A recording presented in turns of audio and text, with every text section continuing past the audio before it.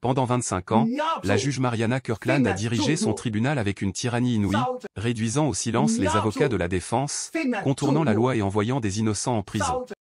Mais aujourd'hui, une poignée d'individus déterminés sont prêts à tout changer. Pour l'avocat Miguel Benítez, il ne s'agit pas d'une affaire comme les autres, c'est une affaire personnelle. Il a passé des années à rassembler des preuves, attendant le moment idéal pour dénoncer la corruption de la victime. Pourtant, faire tomber une personnalité aussi puissante pourrait lui coûter cher. Si elle l'emporte, la justice aura-t-elle une chance? Si vous pensez que personne ne devrait être au-dessus de la loi, aimez cette vidéo, laissez un commentaire et partagez-la avec quelqu'un qui croit encore en la véritable justice. Entrons maintenant dans la salle d'audience numéro 3 de Laredo, au Texas. La chaleur de juin était étouffante à l'extérieur, mais à l'intérieur, l'air était encore plus lourd, chargé d'une oppression inexprimée qui semblait suinter des murs. Les murmures et le bruissement des papiers se turent tandis que chacun s'installait à sa place non pas par confort, mais dans l'attente sinistre d'une issue que tout le monde supposait déjà. Au centre de tout cela se trouvait la juge Kirkland, perchée sur son banc tel une monarque surveillant son domaine. Ses lunettes posées bas sur son nez lui permettaient de regarder par-dessus la monture d'un regard perçant et calculateur. Ses cheveux argentés tirés en un chignon serré lui conféraient un air d'autorité imperturbable. Un simple haussement de sourcils ou un coup de marteau mesuré suffisait à rappeler à la salle qui détenait le pouvoir. Au tribunal de Kirkland, les règles étaient claires depuis longtemps, si l'accusé était latino, le verdict était rendu avant les plaidoiries liminaires. Si son avocat était latino, ses arguments étaient rejetés comme inutiles. Et quiconque était assez insensé pour contester le système en payait le prix fort, un avocat commis d'office qui avait contesté un verdict avait perdu son permis d'exercer 3 mois plus tard, et un autre juge qui avait contesté sa décision avait discrètement démissionné 6 mois plus tard. Personne n'avait jamais gagné contre Mariana Kirkland et au fil du temps, personne n'avait même essayé. Puis retentit l'écho de pas sur le marbre délibéré, posé, mais impossible à ignorer. Miguel Benítez entra avec une assurance tranquille qui contrastait fortement avec son habituel pas traînant et soumis. Il la regarda droit dans les yeux, cravate droite, épaules carrées. Il n'était pas là pour jouer le jeu truqué de Kirkland, il était là pour démanteler son héritage de corruption. Carlos Rio était assis à la table de la défense, les épaules voûtées et les mains jointes. Son costume d'emprunt pendait lâchement sur sa silhouette, le tissu s'effilochait au poignet, mais rien de tout cela n'avait d'importance. Pour le juge Kirkland, il n'était rien de plus qu'un autre accusé latino présumé coupable par défaut. Les preuves contre lui étaient fragiles, une vidéo de surveillance granuleuse montrant une silhouette en sweat à capuche, la déposition hésitante d'un témoin oculaire et une arme retrouvée à des kilomètres de là, sans empreinte digitale. Pourtant, dans cette salle d'audience, la perception l'emportait sur les faits. Miguel soutint le regard inquiet de Carlos avec une ferme résolution, une promesse tacite qu'aujourd'hui, la vérité aurait enfin de l'importance. Au début du procès, il objecta, « Votre honneur, l'accusation vient de présenter des preuves jamais divulguées lors de la communication préalable. C'est une violation flagrante de l'arrêt Bradis et Maryland. » Kirkland cligna à peine des yeux en rejetant l'objection, la balayant d'un bref signe de la main. Lorsque Miguel insista, elle rétorqua sèchement, « Si vous voulez du théâtre, monsieur Benítez, allez-y. Ce tribunal n'a pas le temps pour les jeux. » De l'autre côté de la salle, le jeune procureur, David Howard, se raidit, la confiance s'installant dans sa posture sous sa direction. Dans le box des jurés, quelques-uns s'agitèrent, mal à l'aise, certains remettant déjà en question l'équité à laquelle ils s'attendaient. Les journalistes présents dans la galerie écrivirent plus vite, sentant le changement dans l'air. Il ne s'agissait pas d'un simple préjugé, c'était une injustice plus profonde, plus sombre, restée incontestée pendant bien trop longtemps. Miguel connaissait les enjeux. Il comprenait que, devant ce tribunal, le silence était une question de survie. Mais aujourd'hui, il refusait de se taire. Aujourd'hui, il entendait prouver que même Mariana Kirkland devait répondre de ses actes devant la loi. Le changement était subtil mais indéniable, et Miguel Benítez le sentit immédiatement. Il avait passé des années dans des lieux comme celui-ci, où les murs arboraient non seulement des textes juridiques, mais aussi des règles tacites, des menaces voilées et des attentes établies bien avant le début du procès. Aujourd'hui, cependant, il n'était pas là pour répondre aux attentes, mais pour les briser. Il se tourna vers la barre d'un pas mesuré et contrôlé. Chaque mouvement était délibéré, chaque seconde intentionnelle. Inutile de se précipiter, il était convaincu que la vérité jouait déjà en sa faveur. En face de lui était assis Harold Whitmore, le témoin vedette de l'accusation. La soixantaine, maigre et nerveux, les mains de Whitmore frémissaient comme si elles étaient animées d'une vie propre. Miguel ne parla pas immédiatement. Au lieu de cela, il laissa le silence s'éterniser, le regardant peser lourdement sur les épaules de Whitmore. Le jury se pencha. Les journalistes griffonnèrent furieusement. La juge Kirkland resta impénétrable, bien que Miguel remarquât le léger mouvement de ses doigts sur le banc. Finalement, il rompit le silence. « Monsieur Whitmore, » commença-t-il d'une voix calme mais ferme, « vous avez déclaré sous serment avoir vu mon client, Carlos Rios, sur les lieux du vol. Est-ce exact ?» Whitmore s'éclaircit la gorge. « Oui, monsieur. » Miguel inclina la tête. « Vous êtes sûr ?» Une lueur de doute traversa le visage de Whitmore. « Je veux dire, j'ai vu quelqu'un qui lui ressemblait comme deux gouttes d'eau, » admit-il, et Miguel laissa cet aveu planer. Se tournant délibérément vers le jury, il demanda, « Vous pensez l'avoir vu ? Ce n'est pas la même chose que de savoir que vous l'avez vu, n'est-ce pas ?» Les doigts de Whitmore interrompirent leur danse agitée. « Il faisait sombre, » marmonna-t-il. « Je ne l'ai vu qu'une seconde. » Dans votre déclaration initiale, interrompit Miguel en récupérant un dossier, vous avez dit, et je cite, « Je ne l'ai pas bien vu. » Il faisait sombre. Je ne l'ai vu qu'une seconde. Il croisa le regard du jury. Vous n'étiez absolument pas sûr de cette déclaration, n'est-ce pas, monsieur Whitmore ? Le vieil homme s'agita, mal à l'aise. Je ne me suis souvenu de rien d'autre qu'après. Miguel se pencha en avant, inébranlable. Tu t'en souviens, ou quelqu'un t'a-t-il aidé à te souvenir ? Whitmore déglutit difficilement. La tension montait dans la salle d'audience comme un ressort tendu. Miguel savait que c'était la faille dans les fondations de l'accusation, mais il n'en avait pas fini. Avec une détermination inébranlable, il retourna à la table de la défense et fouilla dans sa serviette. « Votre honneur, » annonça-t-il d'un ton plus sec, « la défense a obtenu des preuves qui remettent en question toute cette affaire. » Le juge Kirkland se raidit.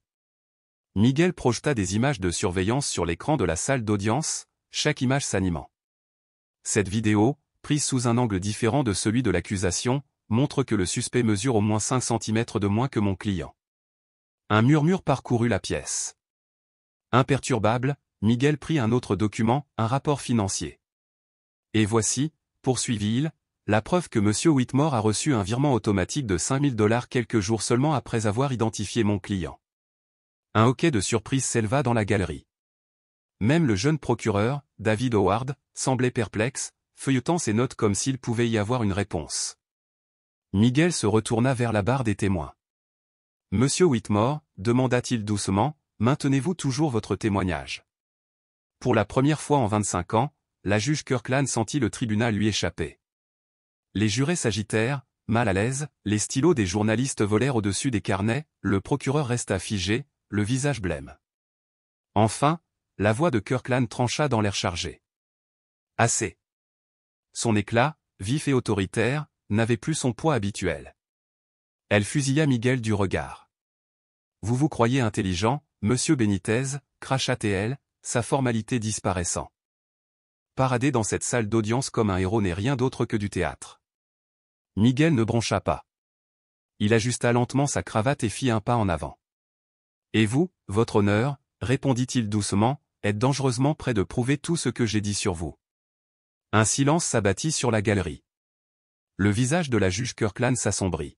« Vous mettez ma patience à l'épreuve, monsieur Benitez » siffla-t-elle, teintée d'une pointe de venin. « Un dernier éclat et je vous condamne pour outrage. » Miguel pencha la tête, comme intrigué. « Pourquoi exactement » demanda-t-il d'un ton mesuré. Un autre murmure s'éleva du jury, un rire étouffé résonna dans la galerie. Kirkland serra son marteau plus fort, sentant son contrôle lui échapper comme de la fumée. « Vous n'êtes pas à votre place, votre honneur » lança-t-elle en frappant son marteau une troisième fois. Miguel n'éleva pas la voix. Il s'approcha simplement, son attitude inébranlable. « Non, votre honneur » dit-il, et le silence qui suivit ne fut pas seulement pesant, il fut explosif. La salle d'audience se tut complètement. Même Kirkland, figé sur son banc, sentit les regards se détourner d'elle. Toujours debout, Miguel fouilla une dernière fois dans sa serviette. « Puisque nous discutons de faits, » dit-il doucement, « j'aimerais présenter un dernier élément de preuve pour le procès-verbal. » Le jury se pencha en avant. Les journalistes marquèrent une pause au milieu de leur gribouillage. Le jeune procureur se figea, les yeux rivés sur le juge, sachant ce qui allait arriver. Miguel déposa une fine enveloppe en papier craft scellée sur la table de la défense et y posa délicatement ses doigts, laissant l'instant s'étirer. « Je pense que le tribunal trouvera cela éclairant, » dit-il en croisant le regard de Kirkland. Sa mâchoire se contracta. « Jouez-vous un jeu dangereux, monsieur Benitez ?» Il haussa un sourcil. « Non, votre honneur, » répondit-il calmement.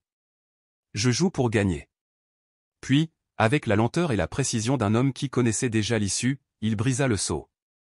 La vérité allait éclater dans cette salle d'audience. La juge Mariana Kirkland resta impassible sur son banc, son marteau fermement serré, consciente que, même si elle avait perdu du terrain, elle n'avait pas encore perdu la guerre. Pourtant, dans ce silence pesant, même elle sentait le vent tourner contre elle. Et tant qu'elle contrôlerait ce tribunal, elle pourrait encore enterrer cette affaire, faire taire Miguel Benitez, rappeler à tous qui dirigeait réellement ce tribunal. Elle prit une inspiration, ouvrant la bouche pour écarter toute prétendue preuve qu'il s'apprêtait à présenter, prête à le faire taire une bonne fois pour toutes. Puis les portes s'ouvrirent avec un fracas assourdissant contre les murs. Le bruit transperça la pièce comme une lame, et la réaction fut immédiate, des halètements, des chaises qui raclaient, des murmures se rapprochant d'un silence stupéfait. Tous les regards se tournèrent vers l'entrée. Là, dans l'encadrement de la porte, se tenaient deux hommes en costume sombre, le visage froid et indéchiffrable, leurs badges fédéraux luisant sous les néons. L'énergie de la pièce changea. L'aura pesante d'autorité absolue de Kirkland s'évapora en un instant. Elle le sentit une vague d'incertitude, une fissure dans les fondements de son contrôle. Ses doigts se crispèrent plus fort sur le marteau. « C'est un tribunal », lança-t-elle d'une voix plus sèche que prévu. « Je ne sais pas ce qu'ils font ici, mais... » L'un des agents s'avança et sortit une feuille pliée de sa veste. Sa voix était calme, presque inquiétante. « Juge Mariana Kirkland, » dit-il d'une voix suffisamment forte pour que tout le monde l'entende, « nous devons vous parler immédiatement. » Pendant 25 ans, la juge Kirkland avait régné sur ce tribunal avec une autorité absolue. Même maintenant, face aux agents fédéraux, elle refusait de croire que cela allait changer. Elle serra son marteau avec force, les jointures blanches comme des os. « Vous êtes en plein procès », intervint l'agent d'une voix aiguë et autoritaire. « C'est un tribunal, pas un cirque. Quoi que ce soit, ça peut attendre. »« Non, juge Kirkland, » répondit l'agent principal sans hésitation. « Ça ne peut pas attendre. » La tension dans la salle d'audience monta encore d'un cran. Il ne s'agissait plus d'une seule affaire, ni de Carlos Rios. Il s'agissait de quelque chose de bien plus vaste. L'agent déplia le document qu'il tenait dans ses mains et commença à lire, sa voix tranchante.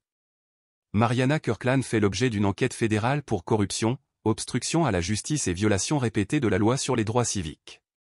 Un murmure de halètement parcourut la salle d'audience. Kirkland entr'ouvrit les lèvres, mais aucun son ne sortit. L'agent poursuivit sans relâche. Pendant plus de 2 décennies, vous avez présidé des affaires dans lesquelles les accusés, principalement des hommes latinos, se sont vus refuser une procédure régulière, ont accepté des incitations financières en échange de décisions prédéterminées et ont manipulé les recommandations de peine au profit d'intérêts privés.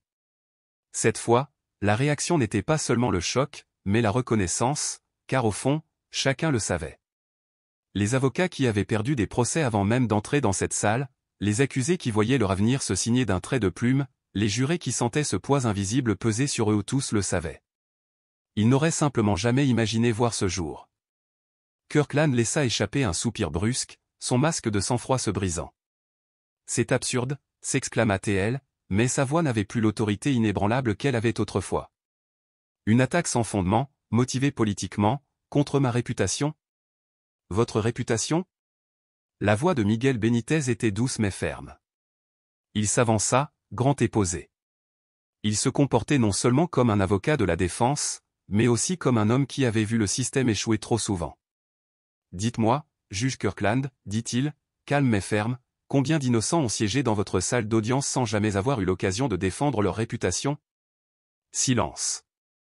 La respiration de Kirkland devint saccadée, son pouce accélérant sous la surface.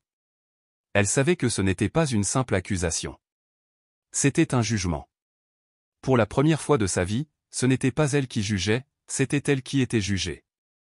La voix de Kirkland s'éleva, teintée de panique. « C'est un scandale, Une campagne de diffamation honteuse et orchestrée.